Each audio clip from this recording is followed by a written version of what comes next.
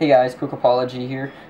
This video is going to be out of focus due to the fact that I completely forgot to refocus my camera after a shooting video. So I did the shooting video and went to do the review and totally spaced the fact that I had to refocus my camera. So it's a little bit out of focus. I do apologize for that. That's where the blurriness comes in.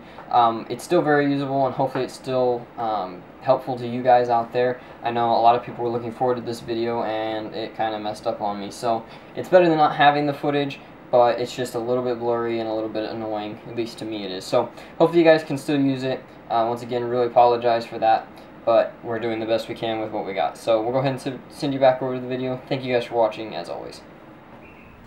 Hey everyone, welcome back. Today we've got another review video for you. I want to apologize for taking so long to get this one out to you guys, but this is not my personal marker, so I don't have every chance in the world to get a hold of it and actually use it. So it takes me a little bit longer to get testing done on it.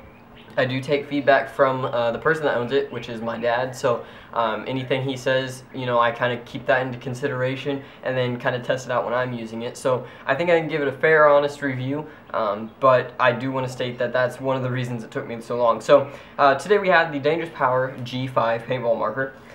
For those of you who have been around paintball for a little bit, you know Dangerous Power has been in the game as a mid-level competitor for quite a while. They come out with several markers. One of their main, I guess, starting ones in this line was the G3, which they moved on to the G4 and is now at the G5. So we're just going to go ahead and start by showing you guys what all comes with it and kind of giving my personal opinion on how I think their packaging is.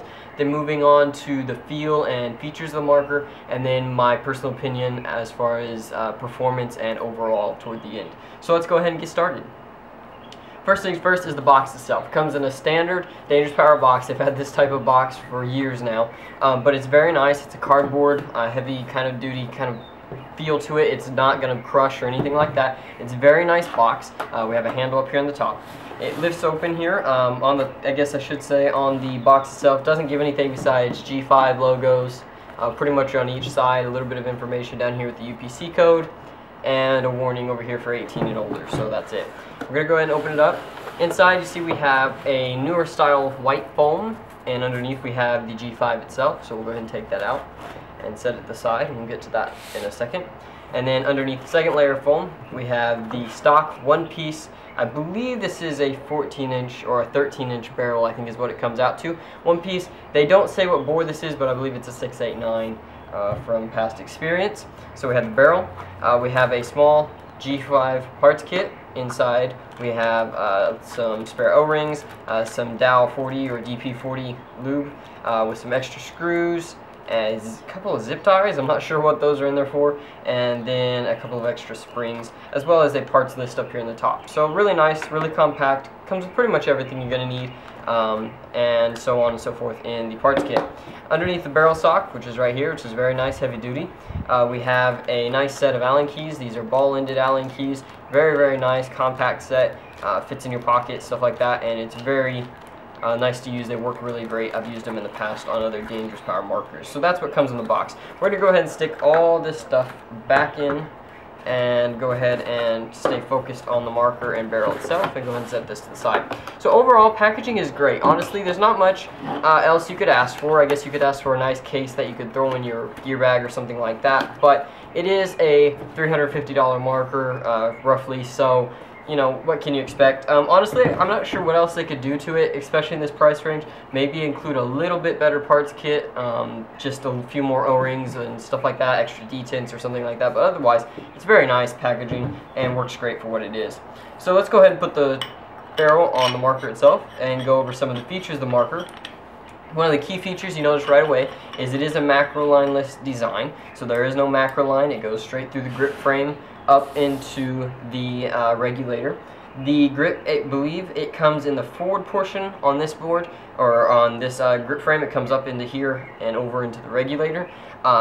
Straight out of the box, I've never had a leak with it anywhere. The only, I think, slight leak that we had possibly was in the bolt, and that was just, you know, needed relube. So it wasn't an actual problem with the marker itself.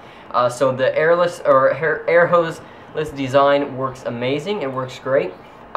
Flip pops, or excuse me, flip wraps ASA is what they call it. So you just flip it and it's degassed, flip it over and it's gassed up. Works really well. One of the neat little things they've added from past versions of it, they've added a little logo right here, which is a rubber logo, and what that does is actually gives it something to pad up against when you flip it open. I know on the G3 and the G4, they actually, when you would flip these open like this, it would create a scratch line right across the lever. They ingeniously decided to put a logo there that not only makes it look a little bit neater and a little bit more trimmed, but it protects it as well, so you're not going to end up with any marks on that. Moving on from the ASA, we've got the very, very nice LED board.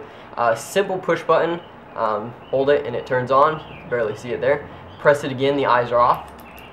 Let me go ahead and push the bolt forward here. So, okay, so push it, eyes are on, push it, eyes are off. Very nice, very easy to use. The LED is really bright, except for out in the sunlight like this, which can be a little bit of a problem, but honestly, out of all the boards I've seen in mid-level markers, this is the easiest one to use by far. Trigger is very nice, got rid of most of that side-to-side wobble. It does have a little bit of it, but honestly it's very comparable with any of the other markers. Has a very comfortable grip to it. The grips are a full rubber and they kind of contour to the grip frame itself. Very, very nice. This is similar to a toolless back cap, which it is and it isn't. They don't advertise it as that, I don't think, but if it's not locked down like it is right now, you can actually unscrew this with your fingers. If it's been setting for a while, it does lock up and you'll have to actually get an Allen key, so that's okay.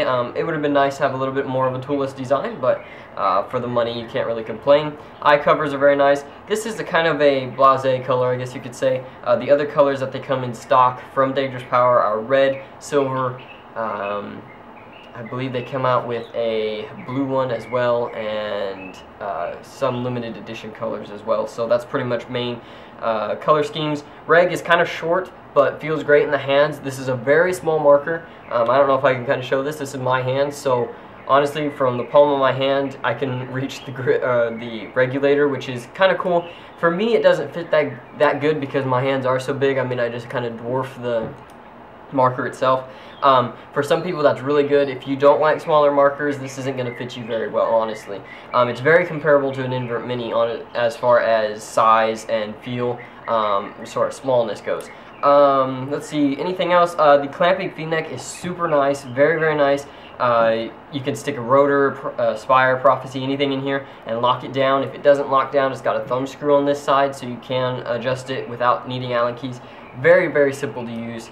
And overall, really, I'm not sure if there's anything they could have added to this marker as far as features go. Maybe a two-piece barrel would have been nice. But for the price range, honestly, it's an excellent choice as far as what you got for features. You have macroless design, super nice and easy to use, V-neck and ASA. Very little maintenance on these things. I don't have an Allen key with me, which was a little bit of a downside. I would take this out and show you the bolt. The bolt literally is just the bolt itself and the back cap. There's nothing else. There's like 4 O-rings on it, max. No, on this one I believe there's only like 2 O-rings on this, so it's very simple to maintain. Everything's really nice on it as far as that goes. Regulator's really easy to maintain, not a whole lot to it. Go ahead and pop it off really fast, if I don't lose the stuff. So let's go ahead and set the marker down. We have the spring and the piston, which is actually right here. So the spring and the piston for the reg, and that's all there is inside there. One little O-ring on there, and the O-ring that seals it up on this top portion. Very, very nice, easy to use, and honestly I've never had any kind of a problem with it leaking or even having to maintain it other than, you know, your general maintenance on it. So that's it for the features. Overall, I guess you could say as far as performance, I'm a little disappointed in the performance as far as efficiency. It's an air hog.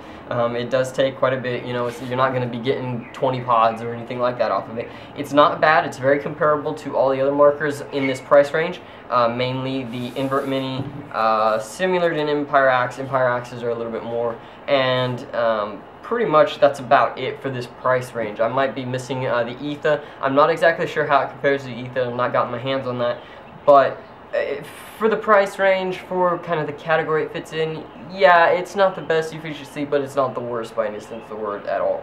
So as far as that goes, it's decent. Shooting, it's fairly smooth. It's not going to compare to anything sub or above $300 range. It's just got a little bit of a pop to it more than some of the others do. It's not bad. I'm serious. If you want to go check out my shooting video, I kind of go over it there as well, and you can kind of see for yourself. It's got a little bit of barrel rise to it, but it's not bad. It's a $300 gun, so honestly, for that price range, it's not too bad. I'm not sure what exactly they could do to improve this. I'm not a technician or not technician, designer or anything like that. But honestly, for the money, I think it's worth it. I think it retails at $325, $350, somewhere in there. For that price range, it's not bad. If you don't mind the smallness of it and you want great features in a product that's in that $300 range, mid to beginner level range, it's not a bad marker. Honestly, Dangerous Powder's gotten a really bad rep in the past. I personally have not had too much luck with their customer service, but for their markers themselves, they perform great. I've yet to have one that's just been a trouble from the start, honestly, besides one of my first thresholds. So for me, I think it's worth it. Now, unfortunately, the resale value is a little lower on these, and that it can be a downfall if you kind of pay attention to that. But for a marker, if you're looking in the $300 range, you don't mind small size, and you want a lot of features jam-packed into a nice marker, I definitely recommend it. The G5 has some killer features that even some of the more high-end guns don't even offer all at one time. So, to be honest, would I recommend it? Yes, I would recommend it. If you're looking for features, if you're looking for a smoother shot and stuff, maybe not, because it is a little bit more of a